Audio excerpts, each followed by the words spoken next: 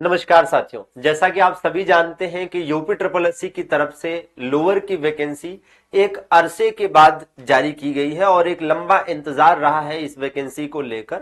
और ये भी आप जानते हैं कि पहले ये वैकेंसी यूपी पीएससी के द्वारा अर्थात उत्तर प्रदेश लोक सेवा आयोग के द्वारा निकाली जाती थी, लेकिन अब ये यूपी ट्रिपल एससी के माध्यम से आई है।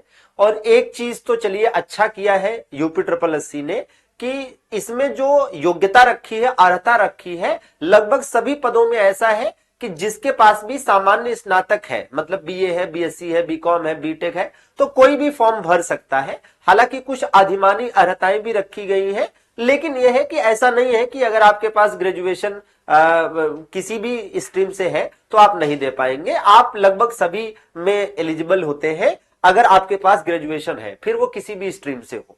तो ये एक अच्छी चीज करी है। एक ऐसा उसमें आप देखेंगे कि पद ऐसा भी है जिसमें ओ लेवल की भी एक कंडीशन लगाई गई है कि जब तक आप ओ लेवल सर्टिफिकेट नहीं देंगे तब तक आपको परमानेंट नहीं किया जाएगा। तो चलिए वो सब ठीक है, लेकिन आप देखेंगे एक अरसे के बाद वैकेंसी आई है तो लगातार बच्चों की तरफ से ये डिमांड हो रही है कि एक न्यूनतम कट ऑफ रखा जाए। मतलब यह है कि कट ऑफ बहुत ज्यादा न रखा जाए और ज्यादा से ज्यादा बच्चों को मौका मिले।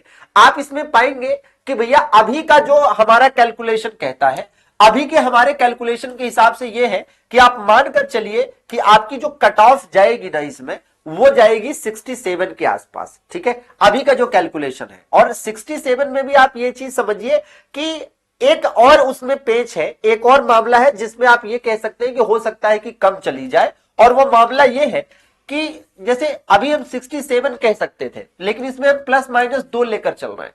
इसके पीछे का सबसे बड़ा कारण यह है कि बहुत सारे ऐसे बच्चे हैं जिनका आप देखेंगे अभी ग्रेजुएशन ही नहीं है, उनके पेट में अच्छे मार्क्स तो हैं लेकिन ग्रेजुएशन नहीं है उनका।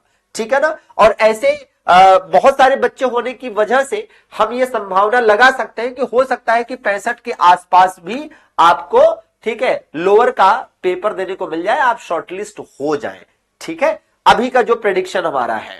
ठीक, लेकिन चूंकि बहुत सारे लोगों की तरफ से यह डिमांड की जा रही, जैसा कि आप यहां भी देख सकते हैं कि पेट के लिए न्यूनतम कट ऑफ और अधिकतम अवसर का सिद्धांत लागू करते हुए अधिकतम अभ्यर्थियों को मुख्य परीक्षा में शामिल किया जाए, इस बात को लेकर अलग अलग, ठीक है, मंचों से अलग अलग लोगों के द्वारा, अलग अलग बच्चों के द्वारा, ठीक है, मांग उठाई जा रही है। ठीक है, तो हो सकता है कि ऐसा कुछ हो जाए जिससे न्यूनतम कट ऑफ का मामला हो।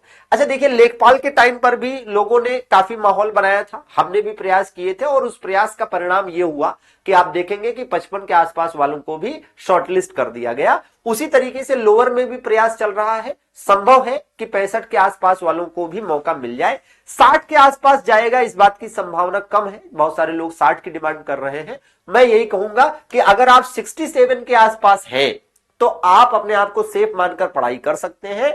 और रही बात संभावनाएं लगाने की, तो 64-65 से ज्यादा वाले संभावनाएं नहीं लगा सकते। मतलब 64-65 के नीचे जो है वो अपनी जो भी तैयारी कर रहे हैं वो करते रहे।